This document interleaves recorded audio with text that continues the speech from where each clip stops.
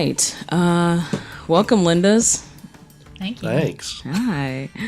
Welcome to a couple of Lindas, because we're all just a bunch of Lindas out here just trying to figure out life, and what better way to do that than over libations and with conversation. On this week's episode, we are joined once again with friend of the podcast, Rachel. Woohoo. And Rachel's father, Brian, is here. Hello. Yeah, we're going to get into some good conversation. Because y'all know Rachel loves to go deep. Rachel does love to go deep. That sounds...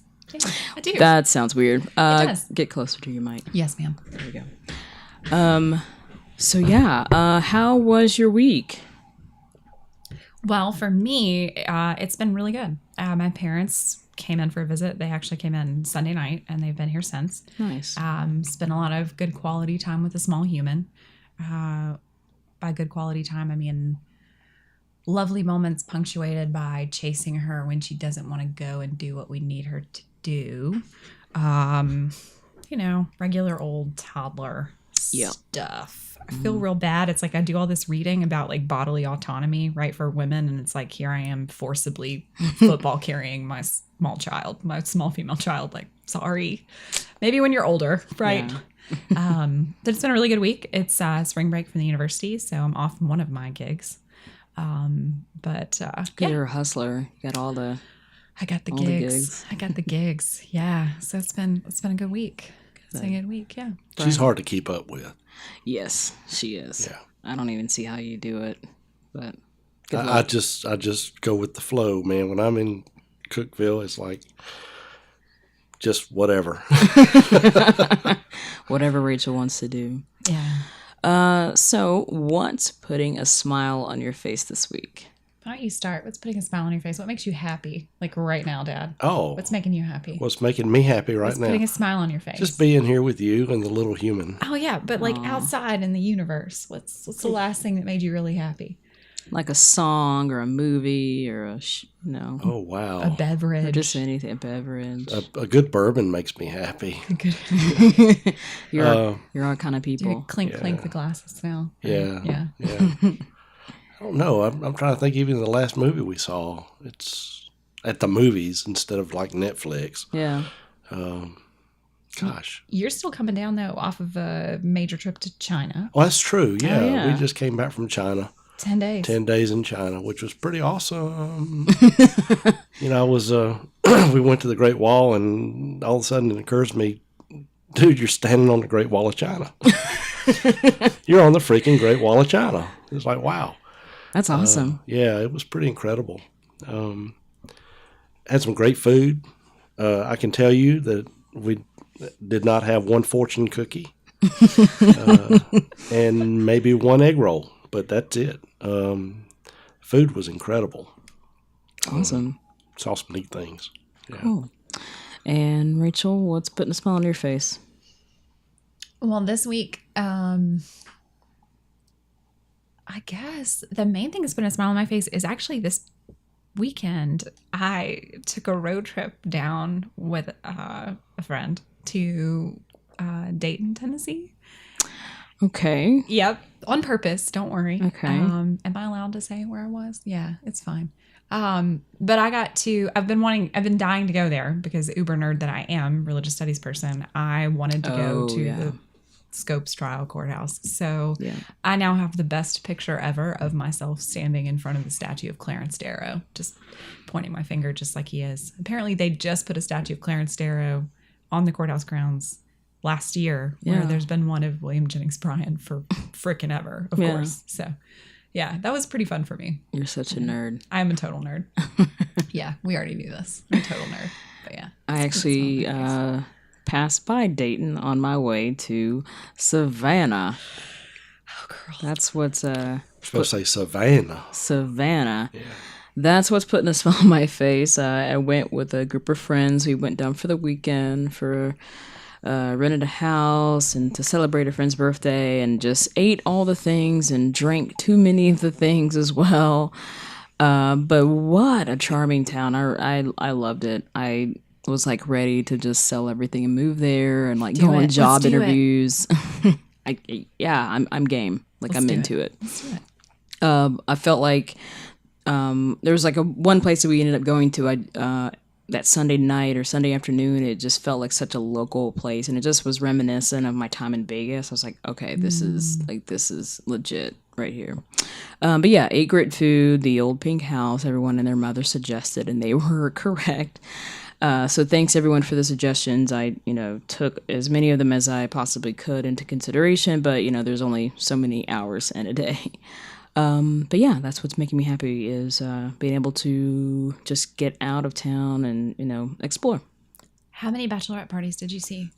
So many. Like at first we were like, is this the same bachelorette party? Or like, you just all wear a little headband of roses. Continuation of the same one. Yeah. I'm like, is there just like a lot of you? But no, you're all just basic is what You're it all is. basic. You're all basic. You're all wearing You're all in the same outfit. Yeah. Cool. Lots of sashes and headbands. Yeah. Yeah, so I was like, oh, I'm so glad I'm not you. But yeah, a lot of sinewy young ladies with long hair. I like the sinewy. They're very sinewy. Too tan for this time of year and sinewy. Yeah, very just, yeah. So kudos to them. Congratulations on your upcoming marriages. May they be your first. And only maybe? And only maybe? Maybe. I don't know. Life happens.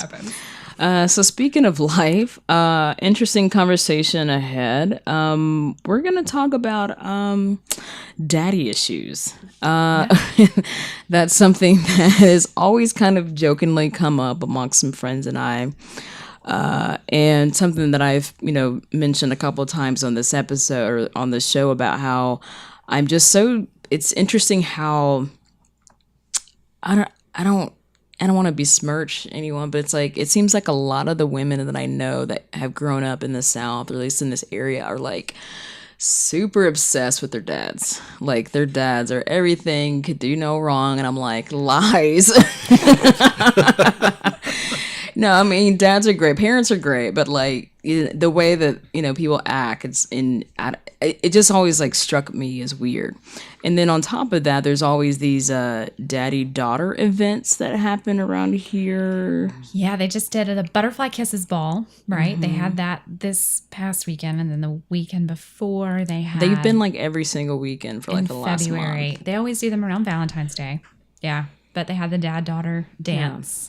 Which is super sweet. Mm-hmm. I get it. But, I mean, there's not a mother-son. I mean, it just... That would be weird. Yeah. Yeah. I once saw a mother-son dance at a wedding. Like an actual mother... Like, have you really? A father-daughter dance? I saw a mother-son dance. Yeah. And they danced to Simple Man by Leonard Skinner. Really? Which was an interesting choice. You got to dance to Brick House if you're doing a wedding thing. If you're going to dance to Brick House for your mother-son dance. Well, no, probably She's a not. brick. That would not be good for a daddy-daughter dance either. Nope. Neither of them. Was that not in our mix? No, it was not in our mix. It was not in our mix at my wedding. No, we did not dance to that. That explains a lot. Yeah, we did do a montage dance. Okay. We didn't do like a little medley. That sweet like butterfly kisses. Yeah, we ended with Ain't No Mountain High Enough. Okay, it's pretty neutral. Like you need a neutral playlist, nothing that's like she's mighty mighty. She's letting it all hang. No, not to dance with your father. That's awkward. Pass on that. I did hear there were some adult women with their fathers at the daddy-daughter dance, though. Really? Wow. Yes. Wait, is there an age limit to? No, evidently not. No. One would assume that there was. I just kind of so it felt like maybe it was like this grade of young people, like elementary school age this week, or middle school this week, or high school this week. But I guess with the butterfly kisses, it's all ages. I don't know. Yeah. I mean, now, Judd, I get it. It's sweet. It's sweet if that's your thing. It's sweet, but I don't know. I feel like it's not realistic necessarily. But. Yeah. So let's kind of dive in, Rachel. This was something you kind of you were talking about how both of us are kind of on that same wavelength. They're just trying to just do better, about ourselves. in understanding our shortcomings and then trying to work through them, which apparently not a whole lot of people do. Or having the courage to even just kind of talk through your faults or my faults, anybody's faults, but like most people don't do that. And so you recently, you and your dad have bonded. I mean, you've always been in each other's lives, but it seems like you've had like this adult connection where it's like, hey, we're people. We're not just this, parent-child, dynamic anymore. So talk to us a little bit about that. Well, I mean, I think we started talking more like adults when I was in college, after a period of not talking for a while. Yeah. And it's sort of been, we're not every single day sort of talkers or every week even. I mean, sometimes it might be a month, but it usually isn't quite that long. And Dad's gotten really into texting. And you're real into Facebook. Just tell all my faults. It's not a fault. I keep up with your life that way. It's like, all of a sudden Facebook is for old people, right? No. Yeah, I mean, it seems that way. Yeah, that's what the kids say. That's what the kids are saying. I'm all over Facebook, but I guess I'm old. I know you are. Yeah. It's adorable. I've aged out of any relevance. But I mean, we find ways to be connected. Yes. Even though we don't talk weekly or daily or, I mean, we've never had that kind of relationship where, we've had to talk on a daily basis. You send a song or a podcast or an artist we've heard about or an episode of The Moth or, a story on NPR. And we do a lot of that, like something that, hey, That's I think cool. you'd be interested in this or, This made me think of you or that kind of thing. Butterfly kisses and things like that. But definitely Butterfly. Every time I hear that song, it just, For those that are listening, there was a big eye roll. What kind of kicked off this more recent time of us, I guess, talking more and sharing? I did become interested, like we talked about the last time I was on the podcast and revealed all my secrets, right, about vulnerability. And when I was on the podcast the first time and RG and I talked about sexuality, I had told my dad the podcast was coming out. My dad still does the dad thing of reading everything I've written, which is really sweet. Occasionally I write for an online magazine and he's sat through all kinds of articles Why and is essays. that sweet? I'm interested in what you do. It's nice though. Yeah, not everybody. I think not everybody feels that way. And when I was doing when I did the podcast the first time, I told my dad I was going to be doing a podcast, and so he was like, "Well, send me the link when it comes out." And I realized that I would then have to also have a conversation with my dad about my sexuality. You're going to hear some things. I don't want that to be the first time. Just, listen to this conversation with RG, who's a stranger, and Desiree, where you learn something that's been a fact about my life my entire existence. And hey, I didn't mention anything about it. So we had a long talk. And then with my recent, what do we call it? Life shift? Just life change. Life change. Yeah. There were just some instances where I reached out, and around the time things were shifting, there was some travel we'd already planned to do.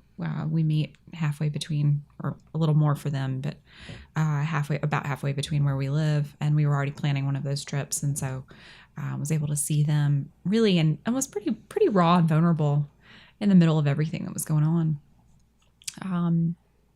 Which feels fortunate in a way. You can't really hide that stuff when you're in the middle of it. Yeah. So that's been probably part of the recent shift, but we've always talked for the last 10 years. In our own way, if not longer. So Brian, from your perspective, I've had a lot of conversations, with, my contemporaries about, that change in role of relationships with parents and, one another talking to each other like we're people. But I've not really had a chance to talk about kind of the other side, as a parent. Like, how does that, feel? Like, what is that like for you? Is it kind of like, whoa, weird, or? It's actually enjoyable. I mean, I think when you're in the throes of parenting, you're always parenting, right? But, with children, in our circumstance, in blended families, what we had, our mother and I divorced when she was 6. There was this pressure you know, don't screw up, don't screw up. Oh my God, don't run in the street, that kind of stuff. And, I think in a lot of ways that came out is, you live out that pressure in frustration or what may be conceived as or understood as anger, misdirected. And, the shift, whenever that happens, when you can talk to somebody as an adult, is like wow, it's a relief. Yeah. It's like, okay, we can be, It's not the expectation of perfection. Right. And I think that's a great way to put it. Because I think, there is a certain drive within a parent that wants the best for their kid, I think. And if it's not perfect, then somehow it's short, and it's not enough.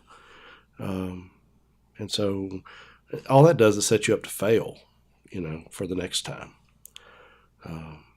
And, we had some rough times, Yeah. In all honesty. I was never a perfect dad, never pretended to be. But we find our way through, and thank goodness, we've found this place, where we can appreciate one another. What did it take to get there? Oh, wow.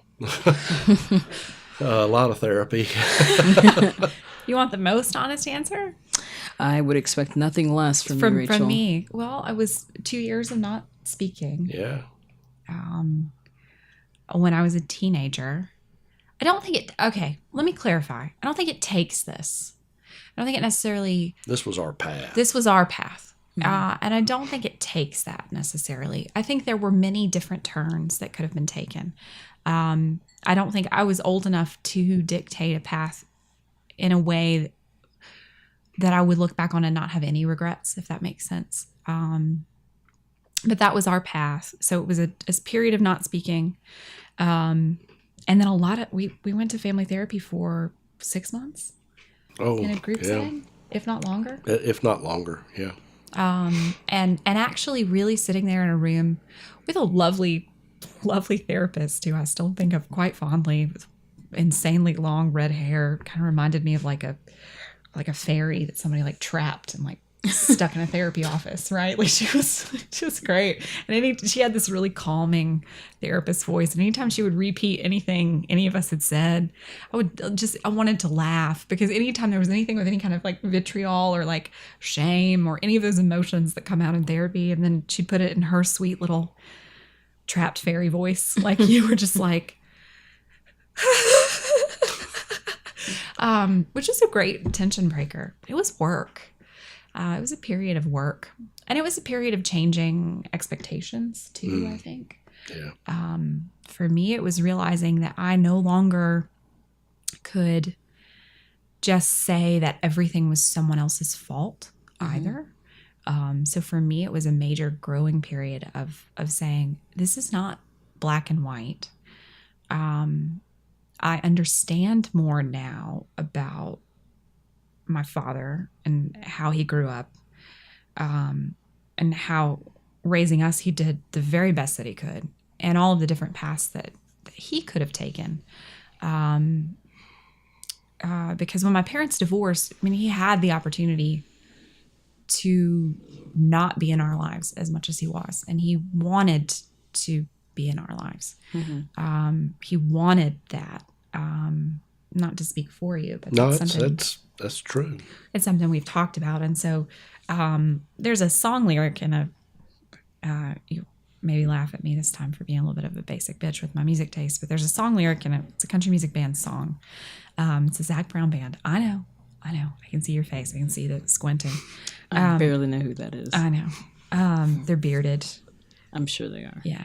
But there's a song lyric that says, part of you might hate me. And he's singing to his son in this particular instance. But son, please don't mistake me for a man that didn't care at all.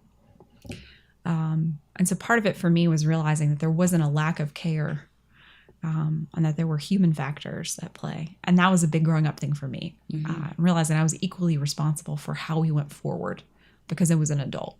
Yeah. So, because you think about, like what you're going through right now, and then which could be, very similar to what, your parents were going through. Like, how can we were just talking about that this afternoon when the little one left. It's like adjusting to the silence. And, what do you do to fill that time? You spend so much time and energy focused and getting ready when she's coming. They're coming. Want to be right, want to be perfect, want to be good and happy, and everybody having a great time. And, sometimes it works, sometimes it doesn't. But when it's time for them to go to their other home, it's like an emptiness. And I guess nobody really thinks about that unless you're in it or understand it. Okay, now I'm back to my other life, or this other reality. And that's hard. I mean, that really is. Almost like a switch has to be kind of, you're like, okay, I'm on, I'm off. Like you're maybe changing hats or something like that. Or yeah, I think, certainly. And for me, it's different because, my wife has a daughter as well, and so I'm parenting her too. But it's a little, but maybe it's another switch. Yeah, it's. Yeah. But I mean, you can't expect a person to be completely perfect when they're trying to juggle. Like, okay, we're going through a divorce, and so all the emotions that go along with that. But meanwhile, you still have to be on for that child, and that's hard. That's tough. Yeah. We've also talked pretty frankly about one of the benefits that I've had that Dad did not have is that I have a partner that, in parenting at least, that is willing to say, there'll be times, obviously, when my child asks for her father. And the good thing is that I have a partner that says, well, she does that to me too when she's with me. Like she asks for you too. Yeah. I have someone that's willing to be a co-parent in that way where I'm not kind of left out there thinking, well, she would prefer to be there, even though I understand child psychology. It's really hard when your kid's screaming for their mama and it's like, oh. Yeah. And that was because of the nature of their divorce. That was something that my father didn't have, that other partner that was like, hey, we're doing the best that we can, that could actually have those conversations as a co-parent and say, we're doing all right. We're doing okay. And I think about that a lot now too, what that must've been like. Yeah. Because when you're talking about these things with the daddy issues, it's that expectation of perfection from your father, or that belief that your father is perfect, like you were talking about. Or on the flip side, you have women who hate their fathers. And that is treated as though it is completely natural to hate your father for the things that he did to you, for the things that he may have done to your mother, so on and so forth, without any kind of human understanding. And I'm not sure if that's because we don't really give fathers a voice, or if that's because more of those conversations like my co-parent and I have, where it's like, it's admitted we're both doing the best that we can. Yeah. But I think, the larger factor in that, which is a conversation that we're kind of having as a society now, is that, men and boys are not allowed to express feelings or emotions or whatever. So then how does that translate into the parenting field? So then does a lot of that, the brunt of that fall on the mother's shoulders to be that person, and then how does that shape, you as a child growing up, feeling like, oh, I was never connected to, such and such a parent because, gender or, so what? Yeah, I was reading just the other day about the shooter in Parkland, and have not, said was something about him not having a father figure, although I know he was adopted into this family. But, the whole spin on that was, not having a positive male role model in his life in that way.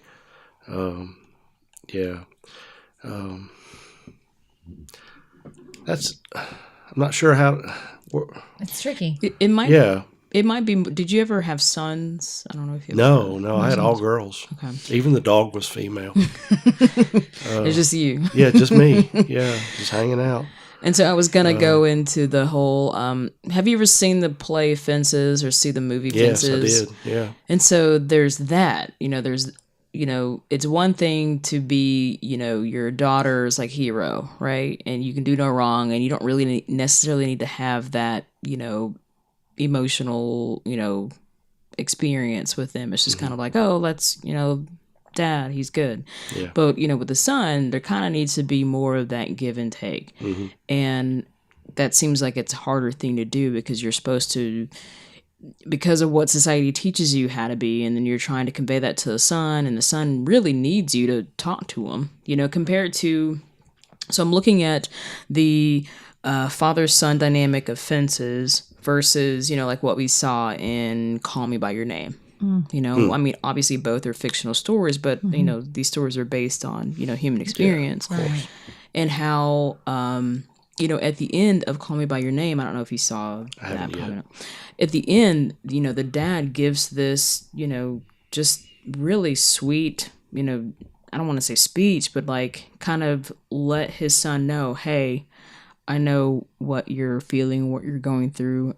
It's cool. I get it. And it's just the look in each other's eyes of that understanding, where so often men aren't allowed to even express that, and they're just kind of like push it off and like, oh, let's go out back and throw the football or something like that, and it's throw these feelings away. But what does it take to be able to do that? Is that something that you found yourself kind of struggling with, earlier on? Or? Well, I mean, I can only speak from my own experience. My father died when I was almost 9. My father was abusive to my mother. His father was abusive to his mother. My great-grandfather was abusive to his wife. And so, from roughly 9 forward, basically I was reared by my mom. Mm-hmm. I did have a stepfather who was equally not physically abusive, but emotionally abusive. And so, the macho kind of male experience that, son, this is the way it is, kind of stuff. I don't think I ever really had. And so maybe that helped break a cycle. Yeah. So I think one generation rolls into another, and hopefully each generation gets better. Yeah. I don't know if that's entirely true. And, I think you're right when you said, Rachel, that we end up doing the best we can. Yeah. With what you got. Yeah. And it's a challenge. I mean, it is a daily struggle to think through that. So, yeah, I mean, growing up, as an adolescent, to have a male figure to say, "Come on, let's go out and throw the ball, play catch or something." It's different. You know. So I don't know. I mean, if that makes sense or not, but it does. Yeah. I think it's also that idea of what emotions are safe to show when you grow up in that. Well, I mean, if you grow up in an abusive home, you learn to mask those emotions. You hold them back. You protect yourself. You never show weakness. Right. Yeah, and unfortunately, that does tend to carry over sometimes. But therapy. It works. Therapy is a good thing. Yeah. I know, like my parents got divorced when I was like a baby. And so like my dad was always a part of my life, but not like a constant fixture. There wasn't like a joint custody thing. It was just kind of like I was with my mom, and like maybe I would, see my dad. He'd come pick me up and like take me somewhere fun for a few hours maybe. But once I turned 16 and, got a license and a car, I would go over to his house and, see him more often. And So then what were your expectations when you went to see him? when I was little or when I was Like 16? when you were 16, that's of your own volition. You decided you wanted to go. I guess I didn't really have certain expectations. It was just kind of like going through the motions. I'd go over there and I would just kind of like hang out for a little bit and then I'd leave. Like there was no, certain thing that we did. It's not like he was, cooking dinner or anything like that. I would just kind of just in between my schedule of like school and work, like maybe I would swing by and just say, hey. Mm-hmm. And then there was a time, I think I was in college by this point, and I want to say it was like Thanksgiving break. And I met some friends out at a music staple, 3rd and Lindsley, small little music venue. We went to go see the Wooten Brothers, and I was with, 2 of my friends from high school. We just kind of met up. And we're hanging out, and it's funny, one of them asked me, like, hey, would your parents ever come here? And they were like, oh, our parents would never, come here. And I was like, I could see my dad, popping in here, because he was a big music fan. That's where I got all my, music taste and everything from. My mom as well, but like definitely was like my dad was like a big music fan. Anywho, and I said that, and who comes walking through the door like 15 minutes later? Oh, shut up. It's your pops. Yeah. I just look over the door. I'm like, holy shit. That's great. And so I go over to him. I'm like, hey, what's up? And he's like, hey, what's up? And so I was like, oh, come over. He comes and sits with us for a little bit. I'm like, it's my dad. I asked my friends. He's like, oh, what's up? Cool. And then maybe this was a few weeks before Thanksgiving, because when I was back in town for Thanksgiving weekend, I called him up and said, hey, like, you want to go, back to see that band? Because they would play every Wednesday night. And so I said, yeah, let's do it. And so we go and, have a great time. And, I was like 19 back then, so I didn't really, drink or anything. But that actually ended up being the last time I saw him. Really? Mm-hmm. So this was, so that Wednesday night, and then Thursday we went over to his sister's. I met them over at his sister's for like a hot minute. And then during finals week, I was here in college, he passed. He had kidney issues, like he was on dialysis, and just he'd been on it for some years, but like that just did not take care of himself, I guess, that last month, and was, I think, missed his dialysis appointment. And so he did get put into the hospital, which kind of, when you're on dialysis, you're usually in there at least once a year. And normally when he would be there, he'd be so ready to go. He'd be trying to, pull out, okay, I'm good. And this time they were trying to, let him go. And he was like, no, I'm not really ready, which was... So he kind of knew. Yeah, he just knew that he just wasn't ready to leave, like he usually is. And so I was getting up early to cram before my morning exam. And I got up early and I cut my little Nokia phone on. I had no service really. I was in the bottom floor, but I turned it on and I had a voicemail. And it said like, oh, you have a call from such and such a number at 1:06 a.m. And I'm like, and then it was my uncle's voice. And I was like, oh, no. So I run upstairs and call him, and he let me know that he passed. And so it was that feeling of, we were on the cusp of getting to like that place of like, hey, we are people and we can like hang out and like do stuff together. That I was like, man, that, that sucks. That didn't really get to happen.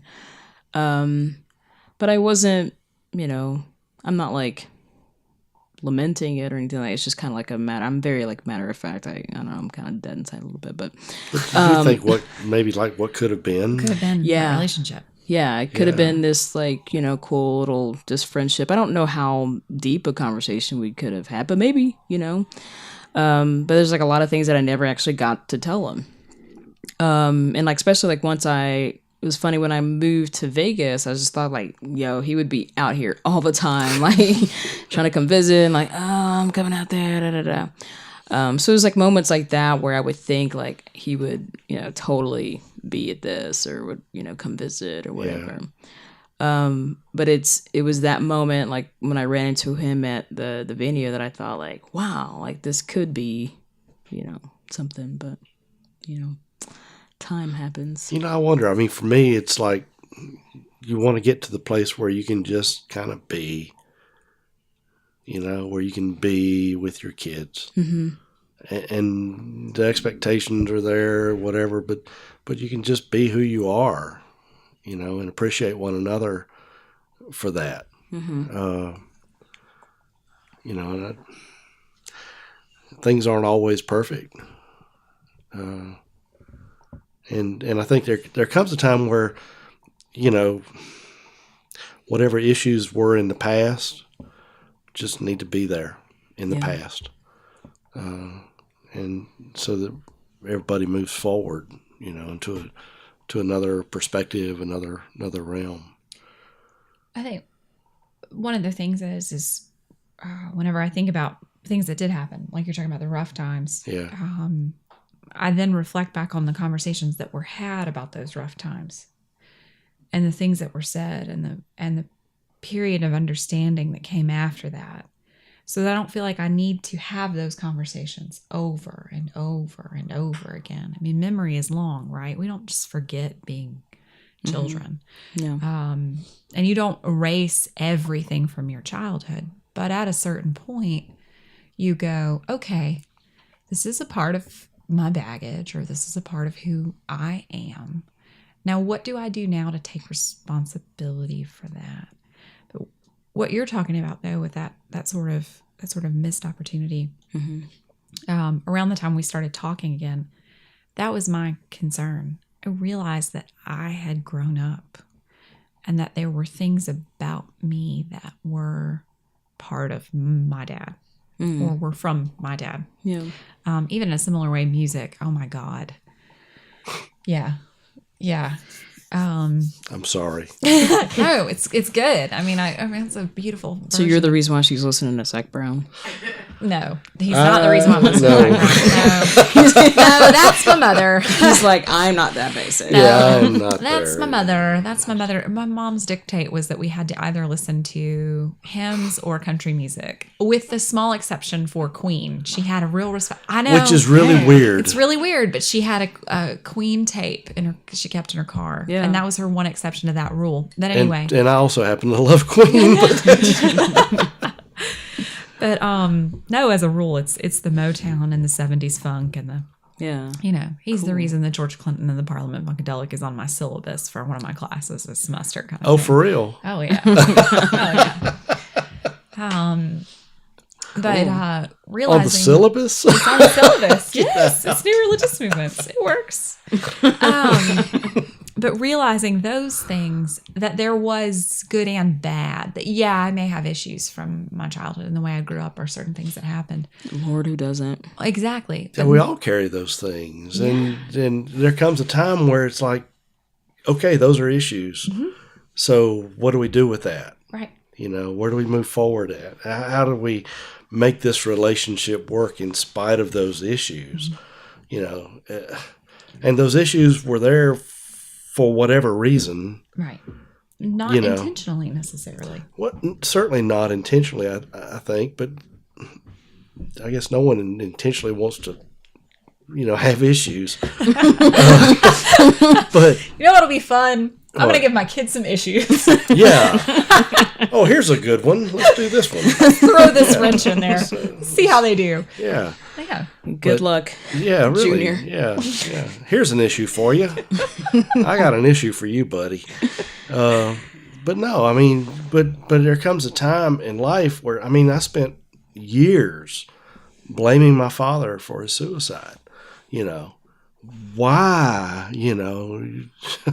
But even in light of the abusive problems that were my parents that they encountered, still, life without him, I think, at least in those years, was far worse than life with him would have been. And it took a long time for me to finally decide to give that up and say, okay. And maybe that's maturity. Maybe that comes with some age. Maybe that comes out of deep reflection and thought. So But you're saying you came to a place of acceptance? yeah, I came to a place of peace. That's the thing, is to find that place of peace and acceptance. And once you do, well, when you walk in somebody's shoes or begin to think about the struggles that they might have had and why they acted the way they did, it puts a different spin on the whole deal. Mm-hmm. So we don't all get a reckoning. Yeah, that's true. We don't all get a reckoning. I think about the old Peanuts. I'm going to tell my age, okay? Charlie Brown, the Peanuts. Mm-hmm. You understand you're on this podcast as my father. Yes, right? I do. Okay. Yeah, all right. Yeah. There's one Peanuts cartoon that Lucy's swinging on the swing and Charlie Brown's reading something. He says, the earth revolves around the sun in 365 days. And she goes, what? I thought everything revolved around me. So for us as kids, it's like the world revolves around me. Mm-hmm. Yeah. And in many ways it does, but we come to a point of understanding sometime later, hopefully, that's not the case. And maybe it's at that point we begin to think, well, you responded because of these set of circumstances. Mm-hmm. And life is this way because what you experienced, makes a difference in how you respond to me. I don't know if that makes a bit of sense, but I think that's key. And everybody's got to find that place in their own way and time. Otherwise, you live in resentment. Yes. Huh? Yeah, otherwise, you live in resentment. Yeah. And you live in a place where you limit yourself. A lot of people do. Yeah. Or you live in a place where your head is in the sand and you choose one version of daddy issues or another, right? My father was perfect. He did not have affairs with all of the women in town, right? Or Yes. he did, or my father was a bastard and I hate him, Yeah. And I think it's that. And the truth is somewhere in between. Exactly. Mm-hmm. It's finding that level of self-reflection where you go, my father was a person. He was a human being. Mm-hmm. For me, luckily, he is a human being. Thank you for existing. I'm happy about that. Happy to exist. And you find a place of realizing that you can't just yoke everything that you deal with on that one parent. I mean, you can't yoke it on both of them together. I mean, or for in my case, what was it? 3 steadily and then a few others in and out, right? You can't yoke it on those people. You have to own it at a certain point and go, well, it's part of who I am. And there are things that are good about me that come from those difficult years. Oh, yeah. I mean, I'm not saying, oh, yeah, for you, but I'm thinking, oh, yeah, for me. Right. I mean, what's the point otherwise? Yeah. There has to be some level of learning in that.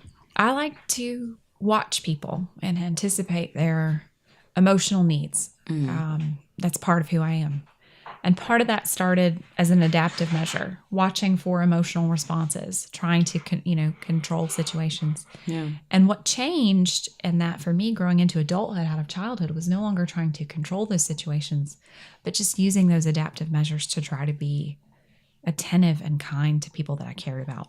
Watching for their nonverbal communication that something was wrong or that something was upsetting. Not just using it to then try to control, but to actually try to have a good relationship, actual intimacy, paying attention in that way. Yeah. Just a good thing that came out of those difficult years. Yeah. I mean, the thought process is that we all have these experiences and you do with that what you will. And sometimes people, in your situation will take it. It's like, okay, well, here we go. This is who I am. This is my experience. I'm now going to try to do better, in the future. because of that. And then there's others who will just sit there in that and like refuse to, learn from that situation. They're just still sitting in resentment. And, who's got time for that? Well, and so far as that father worship or hatred having an influence on your intimate life going forward, I really always have an issue with hearing people talk about daddy, like, men or even women, about the partners they're with joking about their partner having daddy issues. Because I feel like it's, well, it's not fair because It's not fair to the daddy. no. But both parents have an effect on how we love. Yes. A. B, at a certain point. Well, don't you learn from observing? Yes. Yeah. They're the first examples that we had of how to show love and affection and all that stuff. So all that love language shit stuff. If you're learning that, you're learning to watch those love languages. You learn by watching your parents. Ma'am. Ma'am. Excuse me, ma'am. You need more bourbon too. Excuse me, ma'am. Excuse me, ma'am. What are you doing in the fridge? You learn from watching your parents.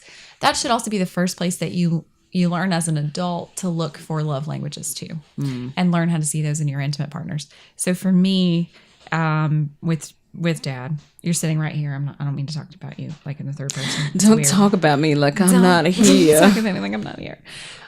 She does it all the time. Dad will notice a need and try to fill it. It's not an obvious communicated kind of thing. A good example I have is when I had what he saw as an inferior toolbox. It was too small. Everybody needs a good toolbox. For the amount of tools that I had. So he didn't say anything about it. He didn't ask me if I wanted a new toolbox. He just went and bought a new toolbox. And then was like, here, you need this. And that is his love language. That is one of the ways that you show me that you love me, is by trying to fill those needs without being asked, in a way where you anticipate them and can fill a need.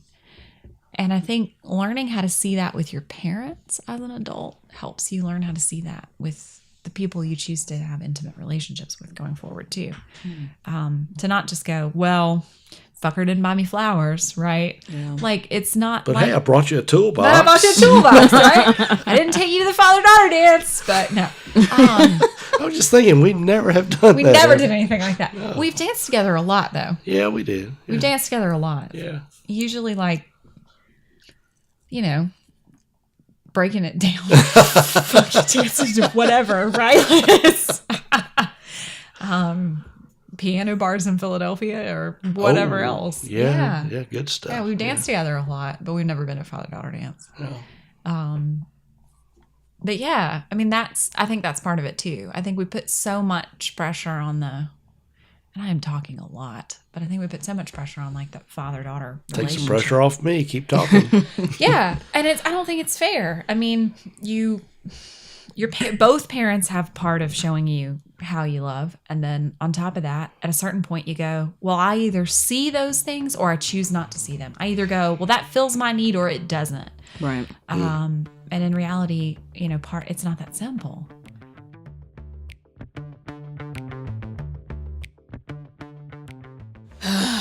Linda, honey, baby, what are you doing? What are you doing? Daddy Brian, you got a Linda, you got a honey for us? Yeah, I got a honey for you.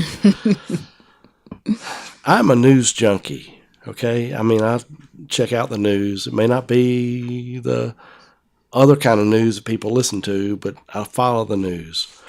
And when I heard about the now former communications director say that she tells white lies for the president, I wondered if that's the same as alternative facts. The whole fiasco in D.C. is my honey. Yeah. Yes. Where is the civility? where is the grace that we experienced for 8 years? And how do we gain that back? It's a shame. So that's my honey. How do we come back from this? I don't know what that's gonna look like. And that's what it's keeping a lot of us up at night. Fuck, that makes my honey sound so basic, bitch. No, I mean it takes all kinds of honeys. I mean, he's right though. Yeah. What the hell are we gonna do? See, that's another way I'm lucky as like a daughter of a dad, right? Like I don't have to convince my dad. That And if you really want to talk about daddy-daughter issues, oh yeah. Oh, okay. we could go there. Let's go there. No, let's not. I mean, you hear the daddy say, well, if she wasn't my daughter. Oh god. Oh God, yes. Okay? Yes. I mean, where is the morality in any of that? None. Absolutely none. God. What a God. What a What a creep. trash can fire. Dumpster fire. Dumpster Dumpster fire just fire. got added to the Merriam-Webster's I saw that. What's How the opposite? exciting. What's the opposite of a honey? Like a woohoo, right? No, Yeah. sorry, I won't. What's putting I a won't do smile on that. your What's putting a face? smile on my face? Right. That's what I That's should have putting a said. It's smile the on your dumpster face. fire thing. That's been added to the dictionary. It's now in our Merriam-Webster. lexicon. That's right. Put it in all of my academic papers going forward, God. going out for publications. Give me dumpster fire, dumpster fire, dumpster fire, dumpster fire. Lord. Sorry. All right, Rachel, what's your honey? My honey, girl, dad, I am losing patience with men not ceding public space.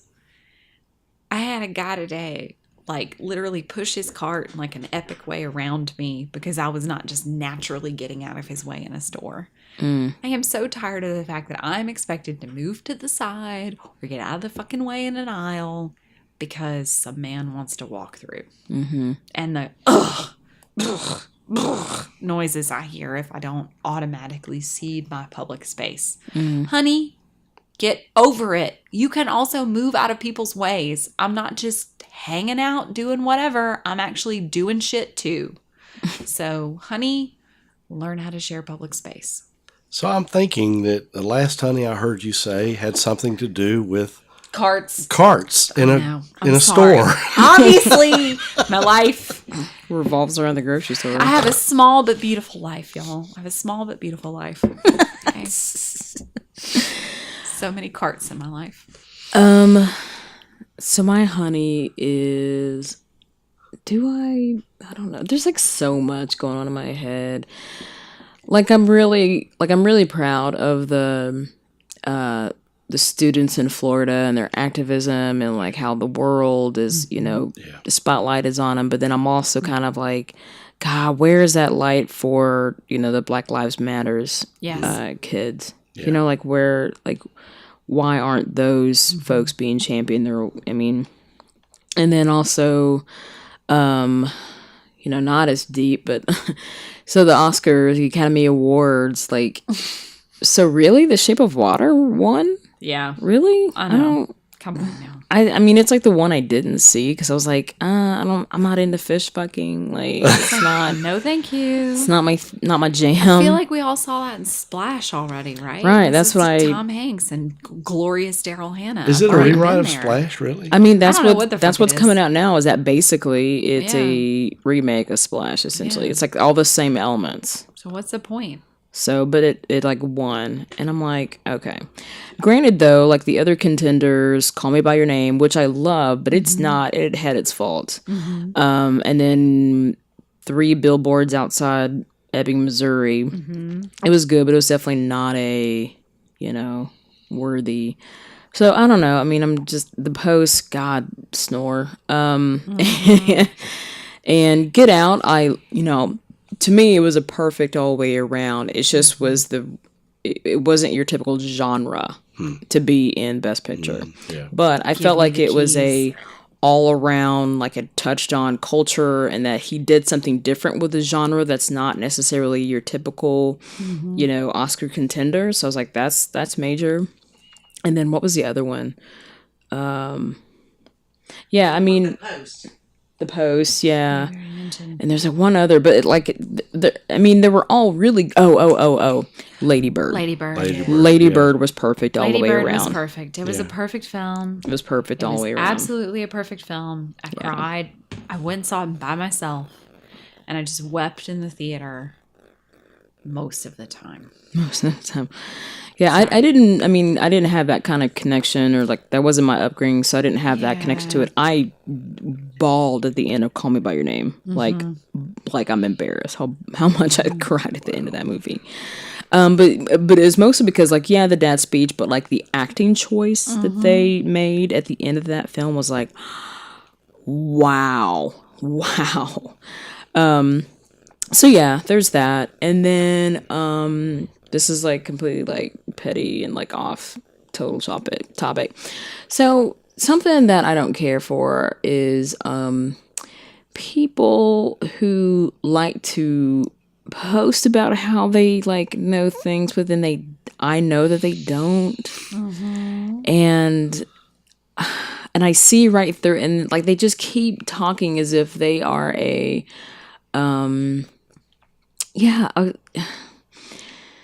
someone. This is like so like stupid, but it really like I yelled at my phone when I was scrolling through. That makes me happy. Like someone was kind of posting about like, oh my god, like this is the most quality meal or experience I've ever had, and da da da da da da. And I'm like, baby, you have no, like, you eat I know what you eat. I know what you drink. You're a raccoon or a possum. You're basically You're basically a possum. Yeah. You drink Kool-Aid. Like, as a grown person, like, in a public space, but, like, you're talking about the quality of, like, the mixology someplace. Lies. I do not trust your palate. I really don't trust your palate. Granted, it was, decent, but I really, because I know this about you, I can't trust anything you say from now on. Like, it's all lies. Blown out. Blown out of the water. So, on that note, thank you all. Thank you both for joining us and It's a pleasure. Diving deep into the family ties and connections and all that good stuff. Yeah.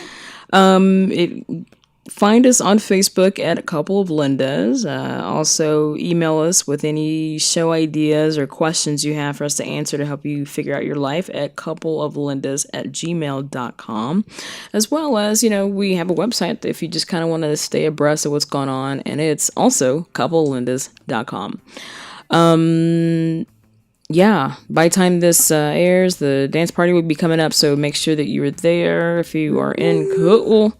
And if you're listening out there and you would like something going on, I don't know, maybe one day we'll start traveling or something. Yes. Because, that's what people do. Let's go to Savannah. Let's go back to Savannah. Our accents are ridiculous. Ridiculous. So, but thank you again for joining us, and we'll see you next time on A Couple of Lindas.